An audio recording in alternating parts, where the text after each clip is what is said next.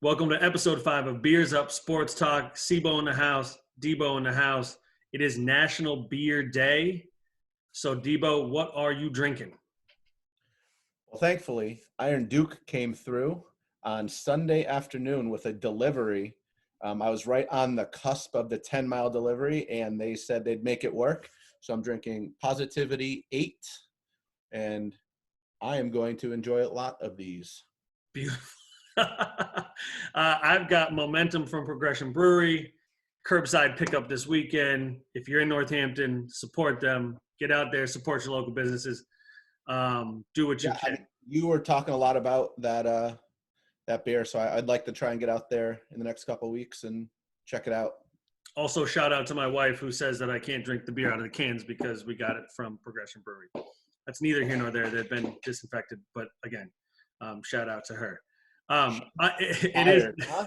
It is National Beer Day, which works out well for what we do here. The big part of our show today is going to be our end of the season NBA awards that we've decided to give out under the assumption that there may not be any more NBA. Maybe there will be, maybe there won't. Who cares? We're going to give out our awards today. But before we get to that, in our last episode, we talked a little bit about WrestleMania. Here's what I can tell you what happened at WrestleMania. Gronk won a title. I don't even know what title he won. It doesn't even matter. He won a title. The guy doesn't even wrestle. And I saw the video. He didn't even do anything. He sucks, Debo. How is he a champion? What is he the champion of? Tell me something good about WrestleMania. Haven't watched it all. I've watched 3 total matches. Just don't want to start it at 8:30 after the kids go to bed. So I haven't watched all of it. I watched 3 matches. The Gronk thing, I saw it. So I'm going to give you a little background on this. He won the 24/7 title. Right. What does that mean? Anyone can wrestle the champion anywhere at any time as long as there is a ref present. And a camera, right? Because and a camera. Without a camera. WWE. So technically, if I wanted to go pin Gronk, I could if I had a referee. So, or if you could. Fair enough. I'm sure if I went to go schoolboy him, he would just be like, what? What is this little thing trying to pull me down? So here's another background. So this title came out May 20th of 2019. Mm-hmm. So not even a year ago. There have been 96 champions That's since then. The dumbest thing I've ever heard. And you saw the video. How he won that championship is probably 60% of how people win that championship. Someone sneaks up on someone, roll them up, get the quick 3 count, and run off. Yeah, I don't know. I saw the video, what was it, Sunday night, whenever it happened. I made a note of it. I even sent myself a little note to remember to talk about it. Gronk becoming a champion in WWE is the most ridiculous thing to ever happen, but also I'm not surprised at all that it happened. Exactly. You say that. David Arquette became the WCW champion, and that's probably why they folded, let's be honest. Mm-hmm. But we all know who David Arquette is. He probably shouldn't be winning titles. At least Gronk is athletic, right? Sure. Yes. That's a fair statement. Gronk's not athletic? I said it's a fair statement. Okay. You want me to say? Good. So I will say that the couple matches I watched, it was really weird. The women's match, which was the tag match that I saw, was Nikki Cross and Alexa Bliss versus the Kabuki Warriors. And they're out there and they're just screaming to the fans, and the fans aren't there. Right. It was actually, if there were fans in the stands, it would have been a fantastic match. There was a lot of action, a lot of false finishes. It was great. Yeah. But it just lost, like we talked about. It was going to lose a lot of luster. I've heard that the Undertaker AJ Styles match was this was one of the pre-recorded matches, and it was done. It was the Boneyard match, and it was more like a movie, and it was a lot of production value to it, and people really enjoyed it. So that's one of the ones I'm going to look forward to checking out. And we'll eventually, maybe in a month, I'll be able to report back on WrestleMania completely. Listen, we'll be on the next. I look forward to that because I'd love to hear what you have to say about these matches, but I think you're spot on in saying that no matter how the matches went down or how they looked or what happened, the reality is with no fans in the stands, it just doesn't feel the same. Even that 2-minute clip that I watched was just like weird because they're just in this space with nothing around, nobody around. And there's, I mean, a bunch of guys just like pretending to hit each other, making lots of loud groaning noises. Gronk looks out to like the clear blue yonder. I don't even know who he's looking at, looking like a complete clown, and then just drops. Well, he did that. He did that in a Patriots jersey. So, I mean, I got no time for that, man. I ain't got no so time. what I'll say is I think they were smart, and it's probably something I should start doing, is he was wearing sunglasses inside, right? Because they didn't want his eyes looking directly at the notes on the cue cards so they're able to read it. I think I should start doing that. What do you think? I think you're good to go, man. Don't even worry about it. All Don't right. even worry about it. All right, on to the next topic.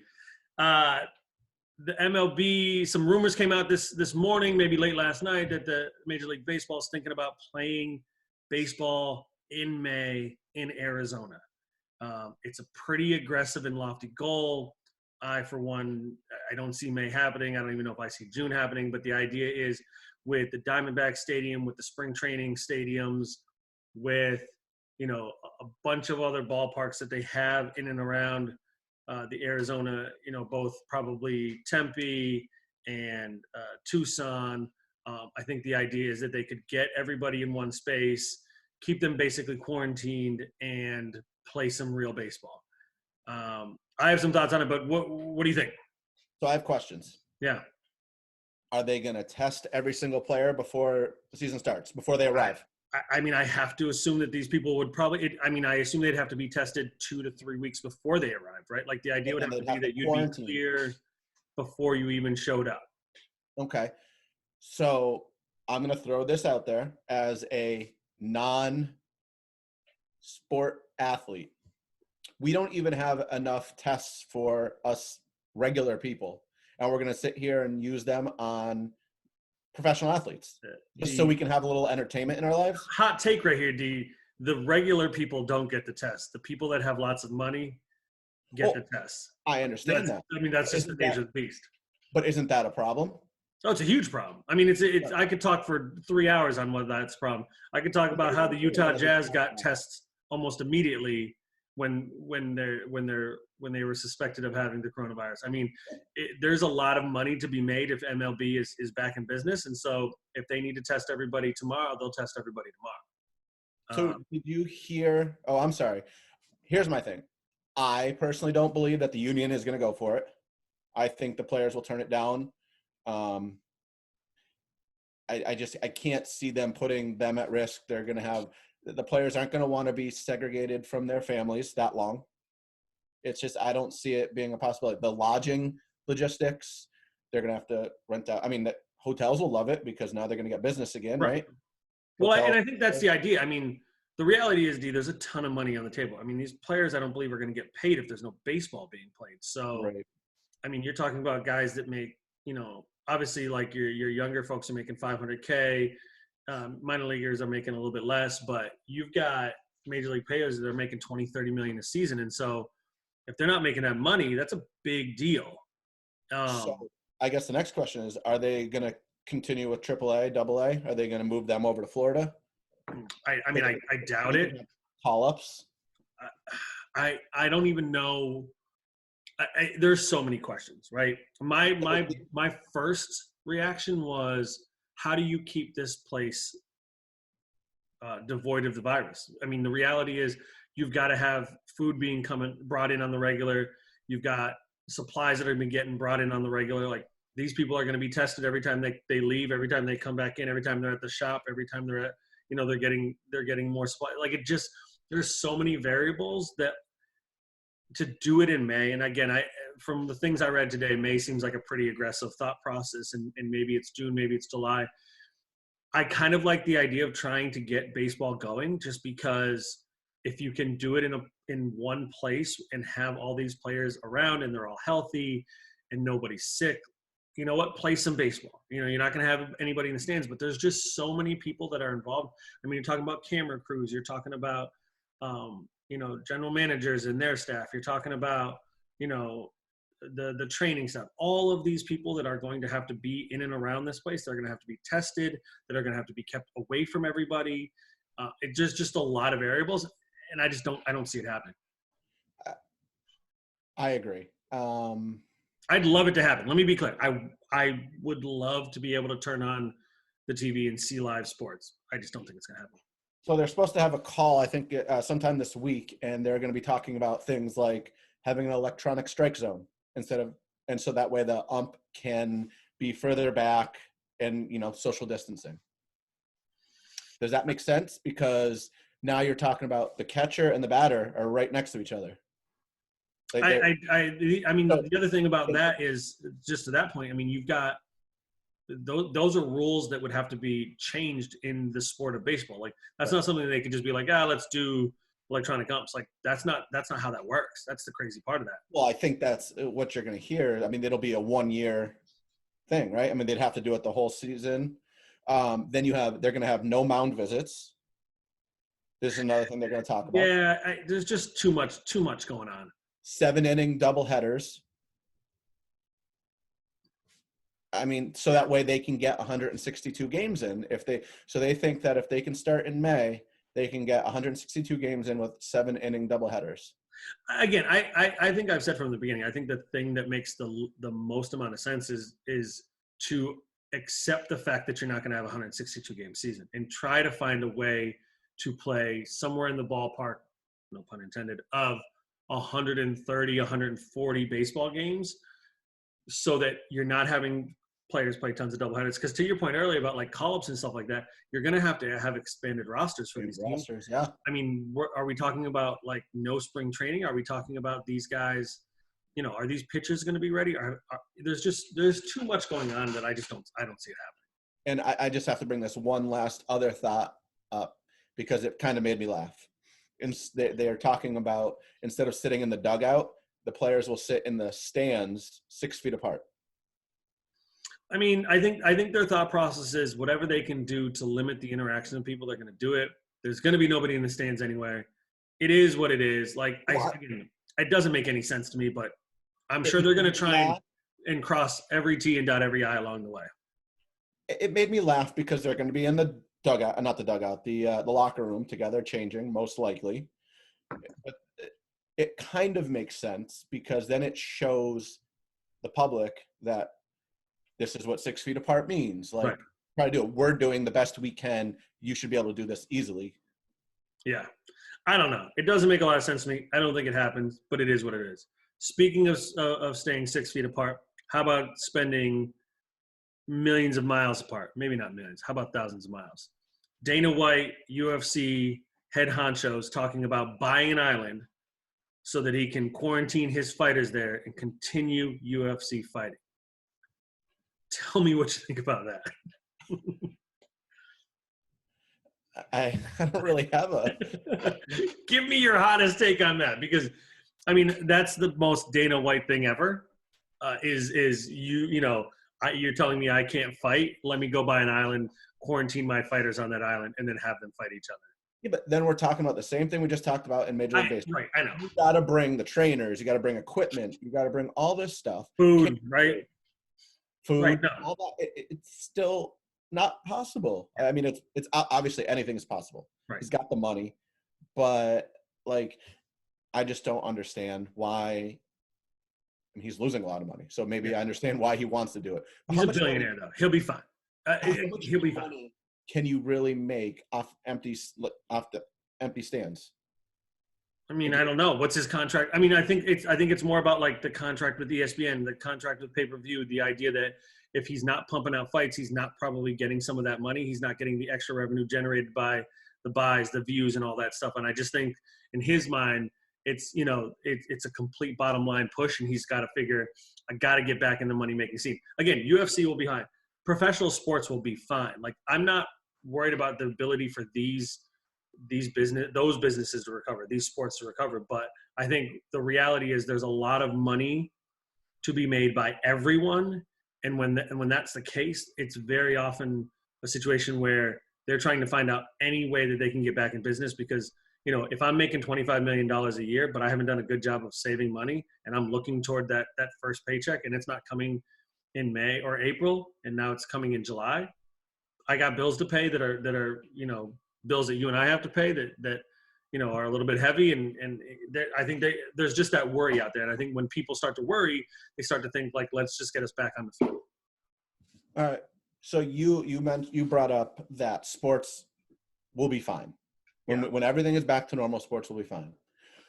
Do you think a team like the Orioles will still continue having problems having good crowds at this point? Like, do you think that there will be segments of fans that are like, wow, we lost sports for right now we're on 2 months, and it could be up to 4 if not 5 months? Do you think that will be like, you know what, I'm going to take advantage of my sports team, especially like an Orioles or the Royals or teams where their tickets are so cheap, to just go to the games? And do you think that could help them, especially in baseball where there's no salary cap, and will help them generate money? I mean, I think in any sports town, when sports come back, people are comfortable going out to public places again, which is the other part of that equation. Yeah. I think you'll see the stands will be packed again. It might take a while because people are going to be a little bit hesitant of going out and sitting, never mind 6 feet from each other, 6 inches from each other. I mean, I just think about Fenway Park and how tight those seats are, right? But I do think I think a place like Baltimore, like as soon as those fans can get back out to the game, they're going to go. And the bonus is that you can get a ticket for $10, $11. So like, yeah, I mean, I do think that when we're able to kind of get back out into those social areas, especially sporting venues, people are going to show up. But I don't know. I think for the time being, there's so many unanswered questions out there. It doesn't make any sense. All right. I'm going to stop us there because that's not what we're here for. What we're here for is end of season NBA awards. Okay. So, but they haven't announced the end of season yet. End of season, man. I mean, listen, the season might come back. And I actually, like, on some level, I hope it does. And I hope they finish the season and they take a quick break and then they ratchet up another season. I don't know if that happens. I can't admit to knowing that much about what the NBA's plan is. I think they're very much in a wait and see. So what I saw was Silver said he wanted to wait. He will not make a decision before May. Well, I mean, again, the nice thing is they're a big chunk of the way through the season, right? Yeah, I mean, you were first 2 weeks of April, usually the end of the season, right? So you lost about 4 weeks. Yeah. 5 weeks. Yeah. So probably about 4 weeks. Do you think they should just, when they do get back, you think it should just be playoffs? No, I think you got to finish the regular season. I know that's like a, call it a hot take. I don't know that it's a hot take, but I just think that you end the season now. You talk about moves that teams made to kind of make a push to the playoffs, moves that teams made to maybe like, sell out. Like I just think you finish the regular season. Maybe you do a shortened playoff instead of 7-game series. Maybe you go 5, maybe you go 3 in the early rounds. I don't know if they can do that based on kind of like the rules of, that are in place. And all that. But I mean, I think it's something like we talked about with baseball. You're going to have the NBA Players Union and they're going to have conversations. I got to assume they're having those conversations already. Correct. And the other thing is, like, you don't have to have two days off in between every game, right? The other thing is you could, again, if they come back at a certain point, they could just be playing in, maybe, a handful of arenas and keeping everybody on lockdown, and maybe they're able to play every other day instead of, again, there's sometimes in the playoffs when they travel that they get like 2 days off. Right. And so like, you don't, you could do every other day. You could do back-to-backs. Again, it would be hard on the players, but they're also getting time off right now. But all right, so here we go. We've got some awards to give out. Oh. And thankfully, I've renamed them. Oh, I can't wait. It's all good. All right, we're going to start from the bottom and finish our way at the MVP award. So the first award that we're going to give out is the Buffalo Bills 1993 Wild Card Game victory over the Houston Oilers Comeback Award for the player that has made the biggest comeback this year. So I'm going to say, first I got to say is I cannot wait to hear the names of these awards. That was the first time I heard it. That might be my best, but we'll see how it goes. That was pretty fantastic. So you're coming at me with comeback player, huh? So right now I have I had 3 that I was really looking at. I was looking at Derrick Rose, Yep. Pistons, Dwight Howard of the Lakers, Yep. and this one hurt me, Carmelo Anthony Yeah. of the Trailblazers. Yeah. Wasn't giving it to Dwight. I don't know if he's really doing enough. Like, he's playing better. He has a pretty serious squad behind him carrying. They also talked about, a lot of what I read talked about it being kind of like a character comeback. Like the guy finally like stopped being an asshole all the time. That's fair. But I mean, he doesn't have to be the number one guy anymore. And Right. I think it's suiting him now. But I'm going to say Carmelo, man. This guy, he played 10 games with Houston last year, and then they just were like, nah, we're good. Right? And he sat out almost half a season. Yeah. And he's out here with Portland and Damian Lillard. 16-6. Right. He knows his role, but he shows that when he needs to turn it on, he can do it. And it's just impressive for him to have stayed in shape and actually might be in some of the better shape he has been in the last 3-4 years. Because I thought he got a little big, and now he looks a little bit slimmer, and he's still quick. So I'm going to give Carmelo Anthony of the Portland Trailblazers and many other teams the Comeback Player of the Year award for this year. I'm with you. Carmelo's my guy. I mean, he's been my guy from the jump. I love that guy. Carmelo has been your guy. I'm a Melo apologist. I mean, what bothers me the most about Melo is that he hasn't really won anything. I think he's probably won a gold medal along the way, but like last year, Rockets, who think he's going to be a nice complimentary piece, it just doesn't work out. And the Trailblazers just taking a chance on him. And again, here's the thing. Melo can ball. I mean, the problem with him is that he's always been the guy that needs to be the man. And as you get older in your career, it's harder to do that. I mean, a guy we might talk a little bit about later, LeBron has been able to kind of continue to do that just because he's from another world. But like Melo, as he got older, like the guy's always been a pure scorer, but like beyond that, he never did a whole lot. And like, it's just really tough to keep being the man when like, if you start missing your jumpers and your jumper is all that you have. So I'm just pumped that he's back in Portland. I'm pumped that he's with CJ and he's with Dame. I'm pumped that they're at this point, they're right on the cusp of a playoff spot. Who knows if they make it, but it's just good to see him back on the court because I love Melo and he's my guy. So that's that. No, I agree. They were showing, I think he had a game with like 50 points and they were only on jumpers. Right. Like he had an entire game where he only scored on jumpers. Like he was a good scorer. Like he could go. He could straight go. All right, next up, we have the Billie Eilish and Lil Nas X Award for Breakout Performance of the Year. Debo, who you got for Breakout Performer of the Year? God, how am I supposed to even go right now? So this one was hard for me. There were a lot of good names. To say that Luka is a breakout is hard because he was so good last year. Mm-hmm. And I know there's odds for other players to win this award, but I'm going with Bam Adebayo. Wow. Out of Miami. Okay. He only started 28 games last year. He played all 82, but he only started in 28. And he was only playing like 11 minutes, was scoring 10, went 10-7. Yeah. This year, he's 65 games started that they've played, and he's at 16-10 with 5 assists. So everything's gone up. I like him. He's athletic, power forward.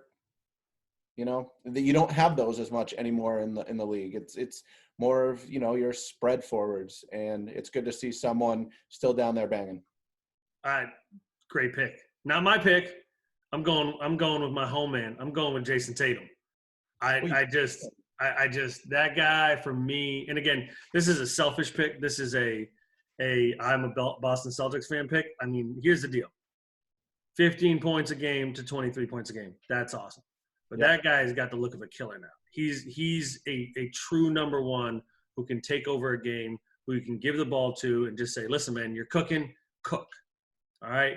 And there's a lot of other guys that showed up. I think Luka's probably one of the guys that I considered in this situation, but like, I just love watching Tatum play because he knows when it's time to take over. He knows when to defer to other people. And it isn't just like that he's scoring more or that the team has more respect for him. It's just the way he's grown as a player. You can just see that he understands how good he is. He understands his role on the team, and he understands, hey, listen, now's the time for me to take over. Everybody get out of my damn way. So I'm surprised with, how your favorite Celtics list was with Jalen over Tatum. Jalen wasn't flashy last year, so I'm surprised it wasn't him. I mean, to me, Jalen, the reason why I like Jalen is because he's been that same player. I mean, he has improved every year. Don't get me wrong. He's in the idea that he could be the complement to Tatum over the next 5 to 6 to 10 years is incredible.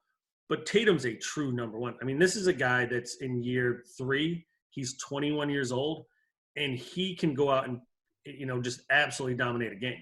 I mean, he's ridiculous. And once let me be super cheesy here for a minute, but once he starts getting calls, like he's going to be incredible. Like, and he's already pretty much there. No doubt. Can I go off the rails a little bit here? Hit me. So when Kemba was traded to the Celtics this year, I'm sorry, I guess last offseason, that he picked 8, and I was like, oh, all the Antoine Walker people that still have their jerseys can start wearing number 8 Walker again. Never thought that all the D Brown jerseys out there could be wearing 7 because he's got the Brown 7. Mm-hmm. Mm-hmm. It's kind of slick. Yeah. Next up, the only in Boston does Marcus Smart win the Defensive Player of the Year every year, Defensive Player of the Year award. Say that 10 times fast. Who's your Defensive Player of the Year? I'm not going to lie. I took this one a little light, but I'm going with Anthony Davis. Okay. Dude's averaging 2.4 blocks, over steal and a half a game. LA's defense is the 8th best scoring defense, and I think it has a lot to do with him really running the middle. He's been healthy the whole season, and I think that helps. And it's kind of a shame, right? Like, he finally is healthy, and now they don't have a full season, it looks like. Right. I don't have much to say about him. I think he has when people go at him at the rim, he's a 51%. They shoot 51%. That's one of the best in the league. Mm-hmm. There's people don't want to go down there because he's probably going to block their shot. So, that's where I'm going. Giannis was a thought in my mind because Milwaukee's defense is crazy legit. As we talked, a lot of people talk about, when LeBron was in the East isn't as strong as the West, so that's why I went with Anthony Davis. And so, I wanted to go Anthony Davis. Like, I tried really hard to pick Anthony Davis, but in the end, and this is going to be like a common theme that comes up, I couldn't pick him because he's just a center or a power forward, like just hanging out, waiting to block shots, and he's not even blocking as many shots this year. Yeah. Right? And so I went with the Greek Freak. I didn't want to go with the Greek Freak. I don't like the Greek Freak. You don't like him? I don't like him because he beats up on the Celtics. I like him because he's absolutely obnoxious in terms of a basketball player. Like, the guy is ridiculous. He makes zero sense. Like, LeBron's ridiculous, but like LeBron looks like a linebacker. Giannis, I don't even know what he looks like. He's an alien. He's incredible. He's amazing. I don't like him though because he beats up on the Celtics. But I wanted to go Anthony Davis, but every article I was reading, every stat and the reason I didn't want to pick him is because I don't like this idea of like the Defensive Player of the Year being like the free safety, which is like what LeBron does on defense. Yeah. Very clearly what Giannis does for Milwaukee. But the more I read is that you've already got guys like Bledsoe, you've got people like Middleton, you've got these like pretty damn good defenders that can pick up the number 1 and number 2 options on a team, and he literally just gets to kind of run around and just swat shots and pick up loose balls and just get crazy. And they are the best defensive team in the league, and it's like not even close. And every stat that I see is like, here's a guy who just is the difference maker on a team that's already really good defensively. And he's picking up almost 14 boards a game. So, like, and again, some of those are probably offensive, but, like, this is a guy who, I mean, sometimes I watch him play offense. I'm like, how does he score? Because he can't hit, like, a mid-range jumper, and his three-pointers are air balls. But, like, he's doing it on offense. He's doing it on defense. He's doing it everywhere. It's crazy. Yeah. All right, next up. Did you know Wilt Chamberlain averaged 37 points a game and 27 rebounds a game as a Rookie of the Year award? Did not know that. Those are incredible stats. What the fuck? 37 and 27? What? First off, what did Rodman do in his best year? Like 21? It doesn't matter. He did this as a rookie. Yeah, okay. Never mind. I'm not going to say what's going through my mind. Here's the deal. He's tall, athletic. 37 points a game. What year was this? 7 rebounds. I don't know. It was his rookie season. Okay. So his first year in the best basketball league in the world, he averaged 37 and 27. That's obnoxious. Who's your rookie? Oh, it's completely ridiculous. Who's your rookie of the year? Why don't you go first on this one, please? I'm going Ja Morant. He's, to me, the best out there. 17, 3 boards, almost 7 assists. He's been the truth from the start. The Grizzlies are, as of today, the season paused, in the 8th spot. So you're talking about a team that had the number 2 pick is now the 8th seed. Again, they've made some moves. They've moved their roster around a little bit, but he's a absolutely ridiculous player who's going to be ridiculous for years to come. And, part of me, there's always the idea of, like, Zion and what he's done in his short stint in the NBA. But, like, Ja's played the whole season. He's been there the whole season. He's taken a team that stunk last year and brought them back to the playoffs in 1 year. That's pretty damn good. He's my guy. Zion Williamson from Duke. Love it. Feed me that Duke. 19 games, right? 23 points per game, 7 boards. If they finished the season, I think he would jump ahead of Ja. No chance. But there's no doubt in my mind that Ja is the Rookie of the Year. I mean, it's not even close. There is no one within 6-foot pole, social distancing. Well, it's crazy that you say that. And I'm going to let you finish, but it's crazy you say that because a bunch of the articles I read had Zion above him, and they're like, yeah, but look what he's done over the last 6 games. I'm like, oh, okay, but Ja Morant's 55 games into the season. I agree. No, there's nothing more for me to say. He has done it all, and he did it from day one. Like, first game, he had a blow-up game. Like, it's just he's doing it, and he did it the whole season. It stinks that Zion had an injury. Yep. Sorry that happened. Now, if he's at 40 games played and he has those stats, I probably would have jumped him up there. But there's no way you can give someone who's only played 19 games the award. It's just not. Yeah, I agree. And I've watched a bunch of Zion. Like, I just was lucky enough to watch a couple of games when he first came back, and he is obnoxious. And, like, let's factor in the idea that he's not in shape. Like, this guy, he looked a little bit out of shape just because he hasn't been able to probably go the way he wanted to. But, like, he's ridiculous. And probably a year or two now when he's got, like, all facets of his game working, guy's going to be an absolute monster. But in terms of this rookie campaign, like, Ja's just been doing it from start to finish. I mean, he's going to be better then, but he's going to be very similar to, like, a Blake Griffin when Blake was on top with the ridiculous dunks on people and just no care for anyone that's in his way. He's just like Zion is so fast and so quick and just like, and no, I just don't think you look at him and you see his size and you just think there's no way that guy can move that quick. And no, what's hysterical is goes by any dunks. It's hysterical to me that we both say Ja Morant is the Rookie of the Year, but we've spent more time talking about Zion. Oh yeah, I mean, I think I mean it's just the nature of the beast. I mean, the original name that I had for this award was the Zion Williamson was supposed to win this award, but he got injured award. Because the reality is, huh? You should have stayed with that. No, come on. This one's way better. 37-27. I'm glad you brought that. I'm glad you brought that back up. So that was 1959 to 1960. Yep. He played until 73. Yep. His lowest rebounding total was 18.4. He only had 1, 2, 3, 4 seasons under 20 rebounds per game. And that was his last 4 years. Right. A, when he was older, and B, when better talent started coming in. I'm not taking away from Chamberlain, but I think he was a very dominant athlete, and I think that helped. Right, but again, still, he had to be good enough to do those things. I mean, don't get me wrong, 37 and 27 in his rookie year was great, but 50 and 25 in his third year?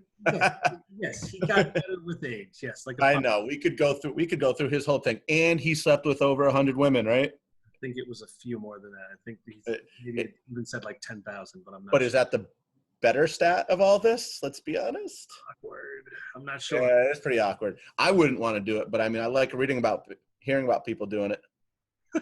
All right, last award, and bear with me on this reading because it takes a minute. Oh no. There was a couple of different angles I could go, but I thought there's a couple of reasons why I went with this one. Here we go. All right. Steve Nash won the MVP award the same year that Kobe Bryant, RIP, averaged 34.5 points per game. MVP award. Who do you give it out to? Or do you want to talk about the fact that Steve Nash won a second MVP, a back-to-back MVP, averaging 18 and 10 when Kobe averaged 34.5 points a game and had people like Smush Parker on his team? I don't know if I want to go there. I think a lot of people will say that was the year that he didn't do a lot of passing and didn't involve his teammates, and he was just trying to do it all himself. Yep. Whether that's right or wrong, that's what people will say about that. They finished third in the Western Conference. He averaged 34.5 points a game. I think that's the definition of a most valuable player. Without him, they're not good at all. That's the year, I believe, the year before they picked up Pau Gasol, and they started kind of making that run toward more championships after Shaq left. And I love Steve Nash. I'm like a Steve Nash apologist. Like, feed me that guy all day. But, like, him winning that MVP award is kind of ridiculous. Kobe Bryant averaged 34.5 points a game. Like, that's an incredible. A lot of points, yeah. I mean, that's 5 points more than one of my top 3 MVPs of this year. Well, let's hear it. Let's hear what you got. In a more scoring league. All right. Again, this came down to 3 players. And 3 players. What? You and your 3 players. I mean, I always got to pick 3. It's a good number. My top 3, and I'm going to get shit for the third one, I'm sure. I have Giannis, Bron, and Anthony Davis again. Okay. I just couldn't do it with Anthony Davis. I think he was my number. He was actually going to win it because he's doing it silently. He's not showy about it. He's just going out there and doing his work. But he's not even averaging 10 boards a game. So you're like 7'12", and you're not averaging at least 12 boards a game. I'm sorry, it's not enough. I looked at Bron's stats and saw that he's averaging almost 11 assists per game. And Giannis is at 30 points with almost 14 boards.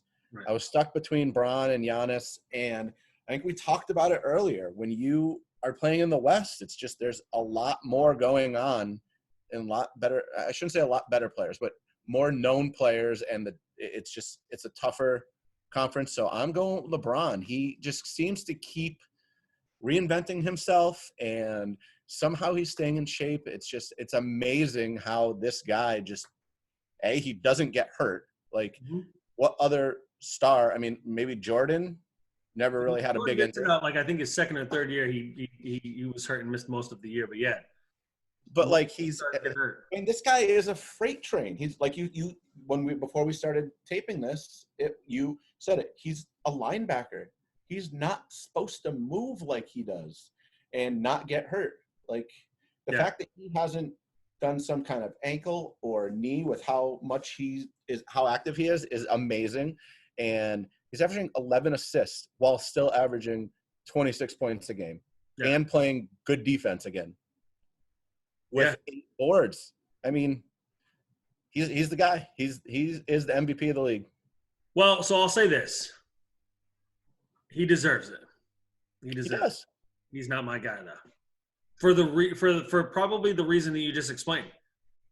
2 out of the 3 people you just put on that list are Lakers.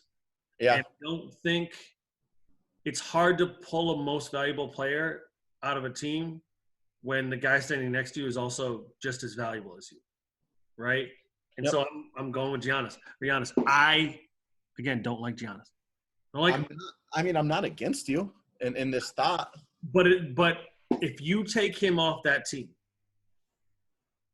they're not that good, and it's not even close. I mean, they're this season they were challenging the Warriors' record for best record of all time, or in a regular season. So they're that good. And again, you want to compare East versus West, it is what it is. He didn't have a choice of where he was drafted, right? And so he's doing what he can do on the team that he can do. That team is absolutely ridiculous, and he's the motor that makes them go. And again, right, like you said, he's if he's not on that team, there's no chance they're the number 1 seed. There's no chance they're the best defensive team in the league. There's no chance they're potentially breaking the Warriors record. If you take LeBron or Anthony Davis off that team, they're still pretty good. They're still a playoff team. They're still competing. And people could point to last year with LeBron and say, well, they weren't very good. But LeBron basically took last year off. If LeBron's playing at this level without Anthony Davis, they're still a pretty good team. And Anthony Davis in New Orleans was able to kind of almost get that team to the playoffs when healthy. Yeah. I did. And again, like, I don't want to take anything from LeBron. I don't know that Anthony Davis is there on that level. I mean, he's right there in the conversation. I kind of like the idea in a couple articles I read about MVP, with an idea like Chris Paul, given that like the Thunder are kind of a mess, and with him there, they've done pretty well, and he's kind of shown the ability to kind of raise that team up. But yeah, I saw that too, but I didn't really. No, and he was never going to be my number 1 spot. It was either LeBron or Giannis. And again, at the beginning of this conversation, when I first sat down to do this, it was LeBron. I just wrote LeBron down, and I was like, prove me wrong. And then I started reading a bunch of articles and looking at people's rankings, and it just felt like LeBron's been really good, but they'd be okay without him. They'd still be a pretty good playoff team. I do think that. I mean, Anthony Davis on your team, you're going to be all right. Yeah. Right? Kyle Kuzma, you're going to be all right. You take Giannis off that team, you're losing a huge part of what you do offensively and defensively. Half the time the offense for the Lakers runs through Anthony Davis. There's no chance that half the time the offense for the Bucks runs through anybody other than Giannis. He's my guy. He's my number 1 guy, and I don't like him. Get him out of my face. I'm not gonna fight you on it. I mean, like him. Honestly, it's 1 and 1A, right? Yeah, but it is, but it doesn't, like, to me, I want it to be 1 and 1A, but it doesn't even feel that close. Giannis is ridiculous. I mean, he's averaging 30 points and 14 rebounds. And yes, LeBron is doing what he's doing, but he's got Anthony Davis, who's a top 10 player. Oh, I agree. Like, he's a top 5 player in the league right now. So I just don't know how you give the award to LeBron if Anthony Davis is sitting there right next to him as like the number 3 player in the league. I am willing to bet that if the season were to end, the NBA would end up giving LeBron the award. Not according to maybe, but according to the bookies, it's Giannis's to lose. All right. Well, and I think for a lot of those reasons, I don't see a situation where you could say, LeBron finishes 1, Giannis finishes 2, and Anthony Davis finishes 3. How is LeBron that valuable if Anthony Davis finishes 3. No doubt. You know, I don't know. Not bad. Not bad for our first ever NBA end of the season awards, even though the season hasn't ended. Yeah. I mean, hopefully, next year when we're still running this and we're making it big time, we can do it for reals, right? Maybe we'll just do it at the NBA Finals, sitting courtside. I like it. I like it. Living our best life. That's what it's about, right? Yeah, I hear you. All right, signing off. We'll see you guys in a couple of days.